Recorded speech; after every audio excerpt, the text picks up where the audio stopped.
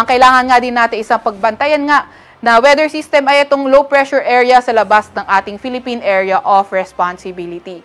Itong low pressure area na ito, kanina alas 2 ng hapon, nasa 2,020 kilometers silangan ng Eastern Visayas.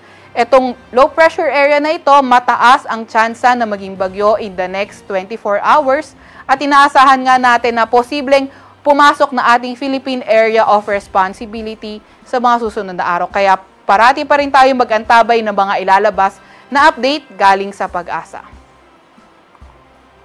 At yan nga muna ang latest sa ating lagay ng panahon. Veronica C. Torres, nag-ulat.